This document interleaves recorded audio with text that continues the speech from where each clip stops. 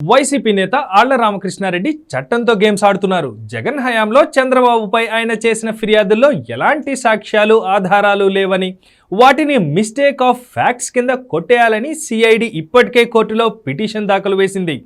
అదే సమయంలో ఆరోపణలు చేసిన ఆళ్ల రామకృష్ణారెడ్డి దగ్గర ఏమైనా ఆధారాలు ఉంటే ఫిబ్రవరి 27న కోర్టుకు హాజరై వాటిని సమర్పించాలని నోటీసులు పంపించారు. సరైన సాక్ష్యాలు ఉంటే వైసీపీ పాలనలోనే ఈ కేసు ముందుకు వెళ్లేది. ఎలాంటి ఆధారాలు లేకపోవడం వల్లనే చంద్రబాబు బెయిల్ రద్దు చేయాలని హైకోర్టుకు వెళ్ళినట్టు కనిపిస్తోంది. న్యాయపరమైన చిక్కులు సృష్టించడానికే ఆయన ఇలాంటి కుట్రలు చేస్తున్నారనే అనుమానాలు వ్యక్తమవుతున్నాయి. బెయిల్ రద్దు పిటిషన్పై హైకోర్టులో జరిగిన విచారణలో సిఐడి తరపు న్యాయవాదులు తీవ్ర అభ్యంతరాలు తెలిపారు. అసలు ఈ పిటిషన్ విచారణ అర్హతే లేదని స్పష్టం చేశారు. సుప్రీంకోర్టు తీర్పుల ప్రకారం ఫిర్యాదుదారు ముందు ఏసీబీ కోర్టులోనే పిటిషన్ దాఖలు చేయాలని, నేరుగా హైకోర్టుకు వెళ్లకూడదని గుర్తు చేశారు.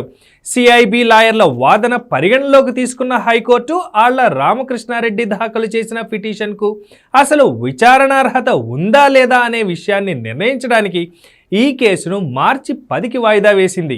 బెయిల్ రద్దు పిటిషన్ విచారణకు రాకముందే ఫిబ్రవరి 27న ఆళ్ల రామకృష్ణారెడ్డి ఏసీబీ కోర్టులో హాజరు కావాల్సి ఉంది. హైకోర్టులో పిటిషన్ను చూపించి కింది కోర్టు ప్రొసీడింగ్స్ను అడ్డుకోవడమే ఆయన వ్యూహమనే ఆరోపణలు వినిపిస్తున్నాయి. ఏసీబీ కోర్టులో సాక్ష్యాలు సమర్పించకపోతే తీవ్ర పరిణామాలు ఎదుర్కోవాల్సి ఉంటుంది.